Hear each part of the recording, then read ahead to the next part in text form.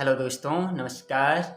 आज हम फिर से कक्षा 8 आमोदनी का जो है षष्ठः पाठः छठा पाठ औषधि परिचय औषधि परिचय को लेकर के उपस्थित हुए हैं। तो आइए शुरू करते हैं इस पाठ को। सबसे पहले कह रहे हैं एतत् आद्रकम, यह अदरक है। इदम सर्वत्र प्राप्यते, इदम यह सर्वत्र सभी जगह प्राप्यते प्राप्त होता है, यानी यह सभी जगह मिल जाता है। अस्य उपयोगः सूपे शाके चायपाने च भवति। अस्य इसका, इसका किसका, तो आद्रकस्य, अदरक का। ठीक है, यहाँ पर अस्य का अर्थ लेंगे हम अदरकस्य। इसका उपयोग, इसका जो प्रयोग होता है, इसका जो उपयोग होता है अदरक का, कहाँ कहाँ होता है? सूपे, सूप में, साके, साक में, साग बनाते हैं आप लोग, सब्जी दाल जो भी है उसमें, चाय पानी और चाय पीने में च भवति होता है। आद्रकस्य संधितम अवलेहम क्षुधावर्धकम भवति। आवलेकम, इसका जो अवलेहम यानी चटनी होती है, संधितम अचार होता है, क्षुधावर्धकम वह क्षुधा भूख को, वर्धकम बढ़ाने वाला होता है। कह रहे हैं कि आद्रकस्य संधितम, आद्रक का जो आचार होता है, जो अवलेह चटनी होती है, क्षुधावर्धकम भूख को बढ़ाने वाली भवति होती है। एतस्य रसस्य काशयोगे शीतज्वरे च प्रयोगः भवति। एतस्य, इसका, रसस्य, इसका जो रस होता है वह काश रोगे यानी खांसी में, शीतज्वरे जब सर्दियों में, और ज्वरे बुखार में, च प्रयोगः भवति उपयोग होता है। कह रहे हैं अदरक का जो उपयोग होता है वह खांसी होने पर, सर्दी लगने पर और बुखार होने पर इसका उपयोग किया जाता है। विशेषेण इदम शीत ऋतौ हितकरम भवति, और विशेषेण, विशेष करके, इदम माने यह, शीत ऋतौ जब सर्दी का मौसम आता है उस मौसम में हितकर बहुत ही लाभदायक होती है। अदरक सर्दी के मौसम में बहुत ही लाभदायक होता है। वैद्यः इमं सर्वरोगहरं स्वीकुर्वन्ति। वैद्य जो डॉक्टर लोग होते हैं, वैद्यराज होते हैं, वह इसको सर्वरोगहरम, सभी रोगों को दूर करने के लिए इसको स्वीकार करते हैं, इसको ऐसा मानते हैं कि इससे सारी बीमारियां दूर हो सकती है। अब आगे दूसरी औषधि का परिचय करा रहे हैं। ऐसा तुलसी, यह तुलसी है। यहाँ पर ऐसा इसलिए कहा क्योंकि तुलसी स्त्रीलिंग है और स्त्रीलिंग का विशेषण यहाँ पर ऐसा, यह बता, ऐसा तुलसी, यह तुलसी है। किम एतस्याः अन्यानि नामानि सन्ति, क्या एतस्याः, इसके, अन्यानि और भी, नामानि नाम हैं। क्या कह रहे हैं कि क्या इसके और भी नाम हैं? तो बता रहे क्या क्या नाम है तुलसी के। कह रहे हैं आम, हाँ इसके और भी नाम हैं। क्या क्या? वृंदा, सुगंधा, अमृता, पत्र पुष्पा अपि अस्याः एव नामानि सन्ति। वृंदा, सुगंधा, अमृता और पत्र पुष्पा, ये इसके अन्य नाम हैं। किसके? तुलसी के। ऐसा वाटिकेषु गेहे गेहे च भवति। ऐसा यह, अब ऐसा का अर्थ यहाँ पर हम तुलसी लेंगे। ऐसा यह कौन? तुलसी।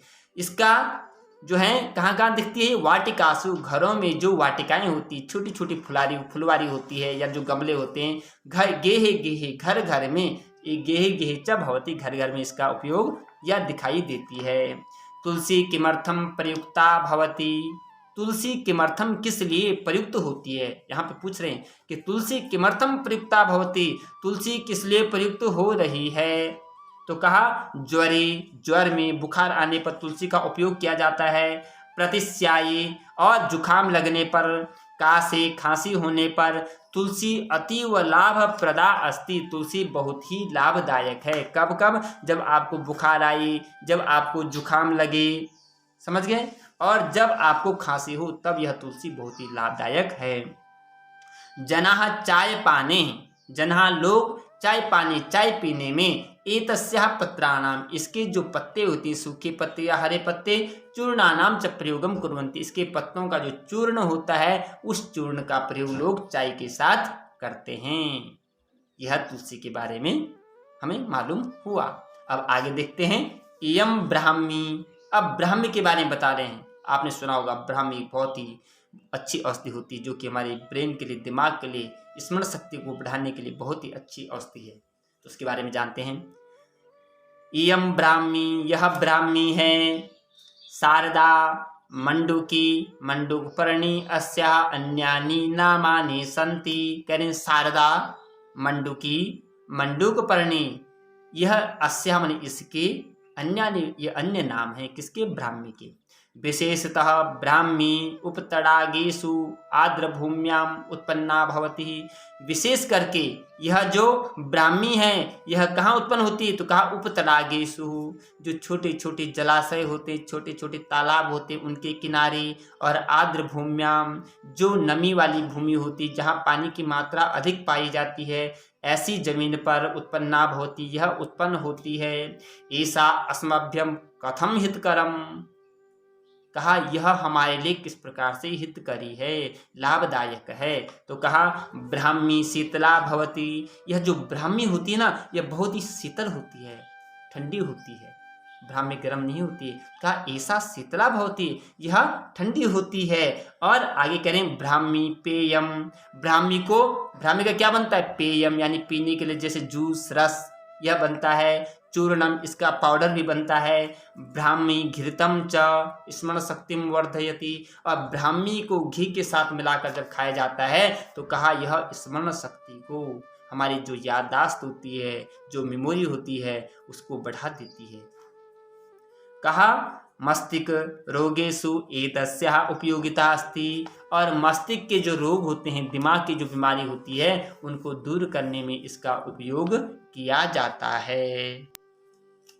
अब आगे कह रहे हैं एतानी आमलक फलानी, यह आंवला फल है। आंवले के बारे में आप सभी जानते हैं, तो आइए आंवले की विशेषता क्या होती है इसको हम जानते हैं। तो कह रहे हैं एतानी प्रायः वनेषु उपवनेषु च भवन्ति, कहा एतानी यह प्रायः अधिकतर वनेषु जंगलों में और उपवनेषु बगीचों में यह होता है। आम्लकम अस्मभ्यम बहुहितकरम अस्ति, जो आम्लकम है, आंवला है, अस्माकम हमारे लिए बहुत ही हितकरम अस्ति, बहुत ही लाभदायक है। कैसे, तो का यथा जैसे इदम नेत्र हैं हितकारी, आंखों के लिए, जिन लोगों को रोशनी कम होती है, जो अपनी रोशनी को लंबे समय तक चश्मा नहीं पहनना चाहते हैं, उन लोगों को हमेशा 2 आंवले खाने चाहिए सुबह उठ के। तो कहा नेत्र हितकारी, आंखों की रोशनी के लिए, आंखों की ज्योति के लिए यह बहुत ही लाभदायक है। त्रिदोष नाशकम, हमारे शरीर में जो 3 प्रकार के दोष होते हैं, वात पित्त और कफ, जिनसे सारी बीमारियों पैदा होती है। आयुर्वेद कहता है कि हमारे शरीर में जो भी बीमारियां होती है केवल 3 चीजों के कारण होती है, वात पित्त और कफ। तो कहा इन तीनों बीमारियों का जो नाश करने वाली वह है आंवला। तो कहा त्रिदोष नाशकम, तीनों दोषों का नाश करने वाला है। केश कृष्णकम, जो लोग अपने बालों को लंबे समय तक काले रखना चाहते हैं या काले दिखना चाहते हैं, तो काले बालों के लिए आंवला बहुत ही लाभदायक है।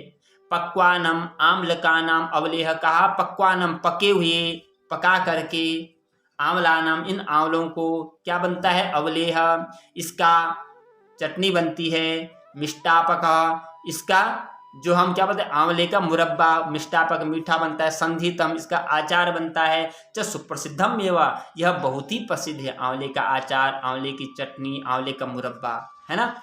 आगे कह रहे हैं एषाम सेवनेन शरीरम रोग रहितम भवति, एषाम सेवनेन, इसकी सेवन करने से, इसको खाने से, इसका उपयोग करने से हमारा जो शरीर है यह रोग रहितम, रोग से रहित हो जाता है, इसमें किसी भी प्रकार की कोई बीमारी प्रवेश नहीं करती है।